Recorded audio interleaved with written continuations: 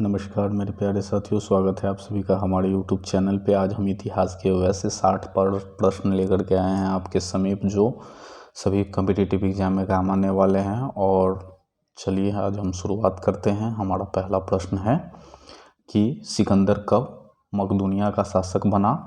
तो हमारा उत्तर हो जाएगा 336 ईसा पूर्व में सिकंदर मकदूनिया का शासक बना। नेक्स्ट क्वेश्चन के साथ चलेंगे। हमारा अगला क्वेश्चन है, सिकंदर के गुरु का नाम क्या था। तो सिकंदर के जो गुरु है उसका नाम अरस्तु था। क्या था? अरस्तु। अगले प्रश्न के साथ चलेंगे। अगला हमारा प्रश्न है, सिकंदर ने भारत पर आक्रमण कब किया था। तो सिकंदर ने भारत पर आक्रमण 326 ईसा पूर्व में किया था। नेक्स्ट क्वेश्चन के साथ चलेंगे। हमारा अगला प्रश्न है कि सिकंदर किस रास्ते से भारत आया था। तो खैबरा दर्रा को पार करके सिकंदर जो है भारत आया था। नेक्स्ट क्वेश्चन के साथ चलेंगे। तक्षशिला के किस शासक ने सिकंदर की अधीनता स्वीकार की। तो तक्षशिला के जो शासक थे जिन्होंने सिकंदर की अधीनता को स्वीकार किया वह आमीव था। कौन था? आमीव। नेक्स्ट क्वेश्चन के साथ चलेंगे। सिकंदर का पहला और सबसे शक्तिशाली प्रतिरोध किस राजा ने किया था। तो सिकंदर का जो शक्तिशाली प्रतिरोध है वो पोरस राजा ने किया था। कौन किया था? पोरस राजा ने किया था। नेक्स्ट क्वेश्चन के साथ चलेंगे। हमारा अगला क्वेश्चन है, सिकंदर ने किस राजा की बहादुरी और साहस से खुश होकर जीती राज्य वापस दे दी। तो पोरस राजा की बहादुरी और साहस को देख करके सिकंदर ने जीती हुई राज्य को वापस दे दी थी। नेक्स्ट क्वेश्चन के साथ चलेंगे। हमारा अगला क्वेश्चन है, हाइडेस्पीज का युद्ध किनके बीच हुआ था। तो सिकंदर और पुरु के मध्य में हाइडेस्पीज का युद्ध हुआ था। नेक्स्ट क्वेश्चन के साथ चलेंगे। हमारा अगला क्वेश्चन है क्वेश्चन नंबर 9 कि सिकंदर की सेना किस नदी तट पर पहुंचकर आगे बढ़ने से इनकार कर दिया था। तो उस नदी का नाम है ब्यास नदी। नेक्स्ट क्वेश्चन के साथ चलेंगे। सिकंदर ने भारत पर आक्रमण क्यों किया था। तो विश्व विजय बनने के लिए सिकंदर ने भारत पे आक्रमण किया था। नेक्स्ट क्वेश्चन के साथ चलेंगे। हमारा अगला क्वेश्चन है, मगध राज्य के उत्थान में कौन कौन वंशों का योगदान रहा। तो हर्यक वंश, शिशुनाग वंश, नंद वंश और मौर्य वंश। अगला प्रश्न है हमारा, मगध की राजधानी कहाँ थी और किसने इसका निर्माण करवाया था। तो मगध की राजधानी राजगिरी और इसका निर्माण बिंबिसार ने करवाया था। नेक्स्ट क्वेश्चन के साथ चलेंगे। जो क्वेश्चन नंबर हमारा 13 है कि बिंबिसार का राज्यवेद कौन था। तो बिंबिसार का जो राज्यवेद था वह जीवक था। अगला प्रश्न है हमारा, बिंबिसार का वध किसने किया था। तो बिंबिसार का वध जो है उन्हीं का पुत्र अजातशत्रु के द्वारा किया गया था। नेक्स्ट प्रश्न के साथ चलेंगे। हमारा अगला क्वेश्चन है, बिंबिसार ने कौन सा धर्म अपनाया था। तो बिंबिसार ने बौद्ध धर्म अपनाया था। अगला प्रश्न है हमारा कि पितुहंता के नाम से इतिहास में कौन कुख्यात है। तो अजातशत्रु को पितुहंता यानी कि पिता को मारने वाला के नाम से जाना जाता है। अगला प्रश्न है हमारा, अजातशत्रु किस धर्म को मानता था। तो अजातशत्रु जैन धर्म को मानता था। अगला क्वेश्चन है हमारा, उदयन ने किस नगर की स्थापना की और अपनी राजधानी बनाई। तो उदयन ने पाटलिपुत्र की स्थापना की और अपनी राजधानी बनाई। अगला क्वेश्चन है, अंतिम नंद राजा धनानंद को किसने पराजित किया। तो धनानंद को चंद्रगुप्त मौर्य ने पराजित किया। नेक्स्ट क्वेश्चन के साथ चलेंगे। हमारा अगला क्वेश्चन है, किसकी सहायता से चंद्रगुप्त ने राजा धनानंद को हराया। तो हमारा उत्तर हो जाएगा विष्णुगुप्त, जिसे हम चाणक्य कहते हैं। उन्हीं की सहायता से चंद्रगुप्त ने धनानंद को हराया। चंद्रगुप्त के गुरु कौन थे। तो चंद्रगुप्त के जो गुरु थे वो चाणक्य, कौटिल्य या विष्णुगुप्त के नाम से जानते हैं। वीवीआई क्वेश्चन है दोस्तों, याद करके रखिएगा, क्योंकि कभी कभी ऐसा भी होता है कि आपसे पूछ लिया जाता है कि चाणक्य का दूसरा नाम क्या है। तो याद रखिएगा, चाणक्य को ही कौटिल्य या विष्णुगुप्त के नाम से जाना जाता है। अगला क्वेश्चन है हमारा, चाणक्य का जन्म कहाँ हुआ था। तो चाणक्य का जो जन्म है वो तक्षशिला में हुआ था। कहाँ हुआ था? तक्षशिला में। अगला प्रश्न है हमारा, मेगास्थनीज किसके शासनकाल में भारत आया था? तो मेगास्थनीज चंद्रगुप्त मौर्य के शासनकाल में भारत आया था। अगले प्रश्न के साथ चलेंगे। क्वेश्चन नंबर हमारा 24 है कि मेगास्थनीज द्वारा भारत के विषय में लिखित पुस्तक का नाम क्या था? तो मेगास्थनीज जो थे एक विदेशी यात्री थे, उन्होंने इंडिका नाम की पुस्तक लिखी है। तो हमारे जो हिस्ट्री का सोर्स है वो इंडिका है, जिससे हमारे भारतवर्ष की भी जानकारी मिलती है। अगले प्रश्न के साथ चलेंगे। क्वेश्चन नंबर 25 है हमारा, चंद्रगुप्त मौर्य की मृत्यु कहाँ हुई थी? तो श्रवणबेलगोला कर्नाटक में चंद्रगुप्त मौर्य की मृत्यु हुई थी। अगले प्रश्न के साथ चलेंगे। चंद्रगुप्त मौर्य का उत्तराधिकारी कौन था? तो चंद्रगुप्त मौर्य का जो उत्तराधिकारी था वो बिंदुसार था, जो चंद्रगुप्त मौर्य का पुत्र था। अगले प्रश्न के साथ चलेंगे। बिंदुसार की राजभाषा में आने वाला सीरिया या राजदूत कौन था? तो डायमेकस था। कौन था? डायमेकस। अगले प्रश्न के साथ चलेंगे। अगला प्रश्न है हमारा, बिंदुसार के शासनकाल में कहाँ विद्रोह हुआ था? तो बिंदुसार के शासनकाल में तक्षशिला में विद्रोह हुआ था।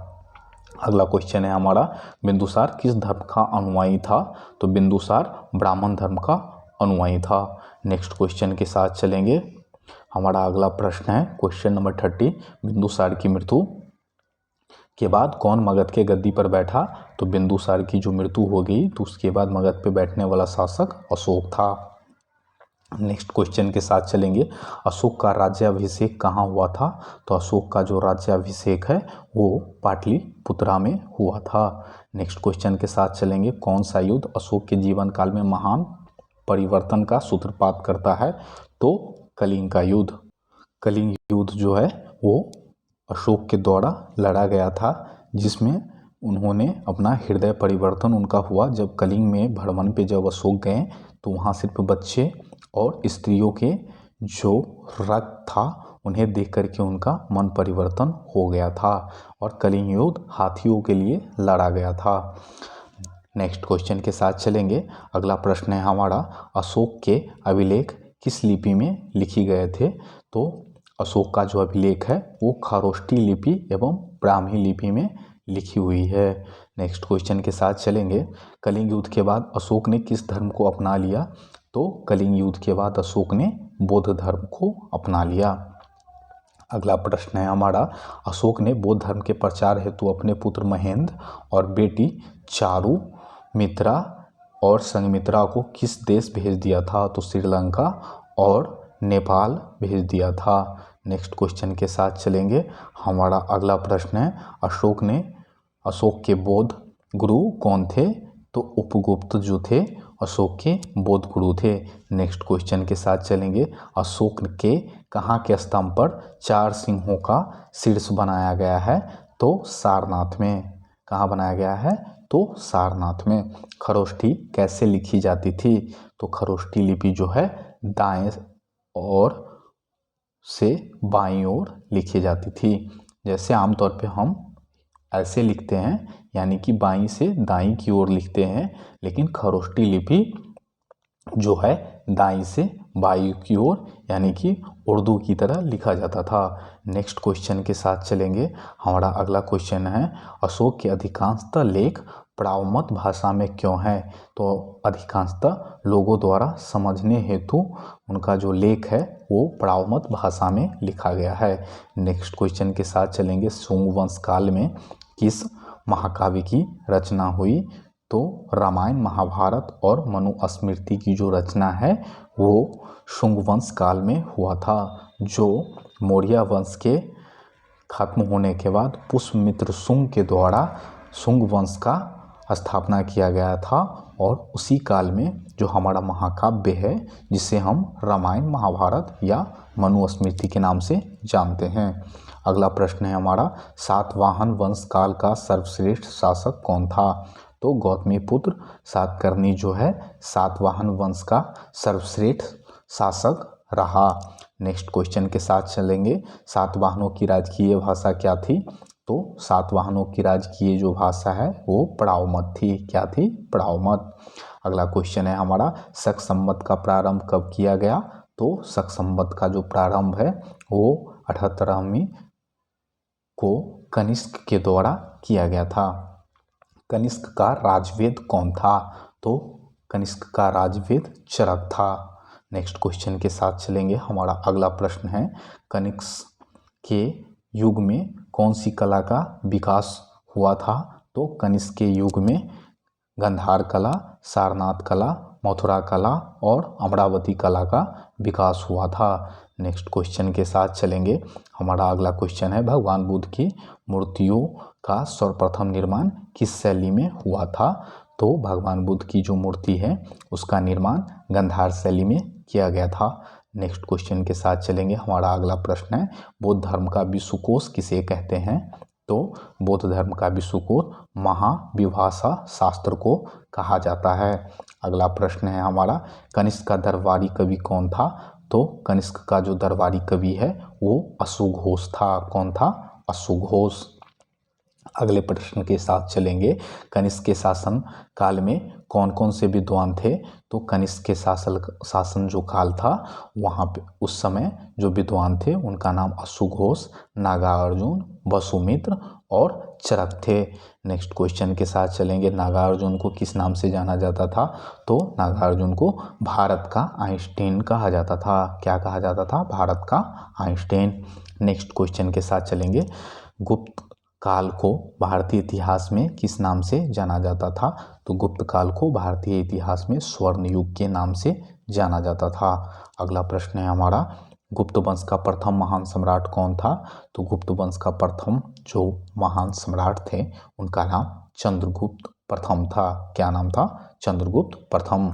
अगला प्रश्न है हमारा, चंद्रगुप्त जो प्रथम जो थे उन्होंने किसकी उपाधि धारण की थी? तो महाराजा धीराज की जो है उपाधि चंद्रगुप्त प्रथम के द्वारा धारण किया गया था। अगला प्रश्न है हमारा, भारतीय इतिहास में किसे भारतीय नेपोलियन के नाम से जाना जाता है?